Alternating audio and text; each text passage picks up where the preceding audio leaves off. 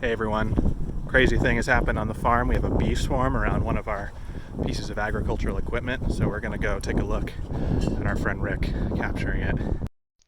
So I was able to snap a picture of the swarm before our beekeeper Rick got here to capture it.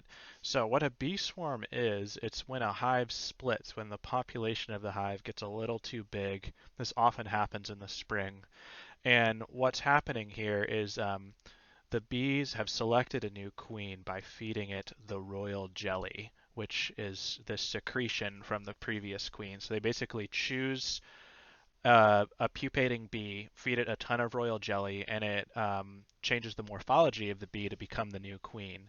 Then about half the bees leave the hive with this new queen, and what the swarm is they're protecting the queen. So buried in there somewhere is the queen bee, and all the drones and female bees are basically surrounding it and protecting it. So even though it's a protective mechanism, they're actually really chill at this point. Like you can go right up to a swarm and they will not mess with you. So this is our beekeeper Rick Salmon, who runs the honey, and he has 4 hives currently at our farm. And you can see he and Emily are wearing head nets, but they aren't wearing gloves, so it's pretty surprisingly maybe unnecessary. You make it look pretty easy.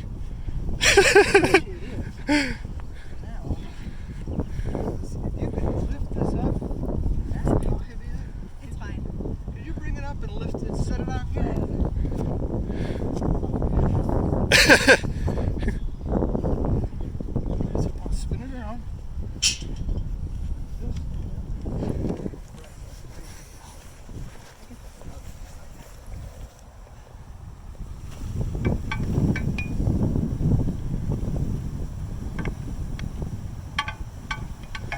I'm not getting stuck. Yeah, so they're really docile in a swarm, right? Generally. My concern is I just hope that she's not like in there. The queen, the new queen. Yeah. Now we're gonna try to shake it again. That's one little sting. Let's push it up off the mission, off the hive back.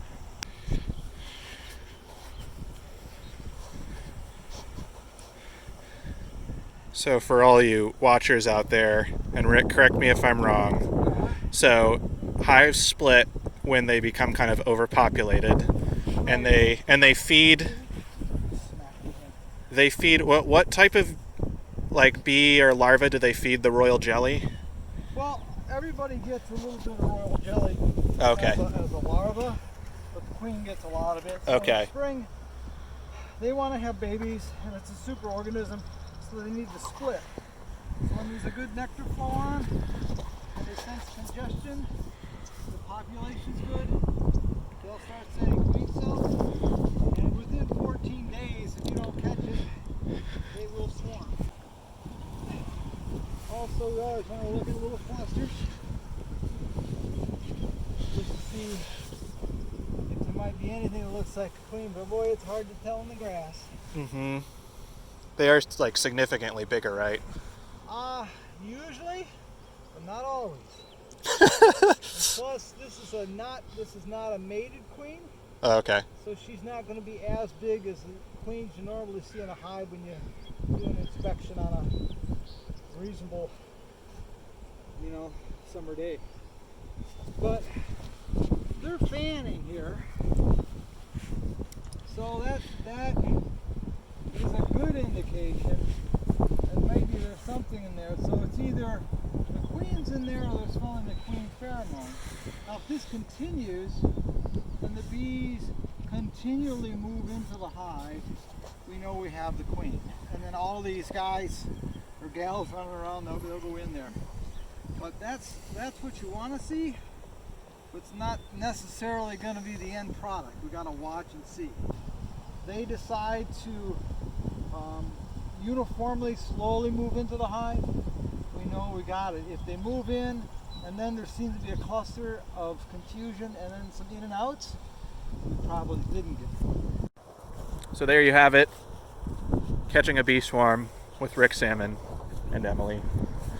So pretty cool. Bees are a hyperorganism or a superorganism, and you'll notice Rick did get one sting. He really had his hands in there, but Emily and I did not get stung. So they're really docile, especially when they're swarming. They're protecting the queen. So a lot chiller than you might think. So I have two challenge questions for you here based off this video. So first, if we're thinking about evolution, what evolutionary forces do you think led to the development of bee swarms? So how did they develop this as a survival mechanism in order for them to survive and reproduce?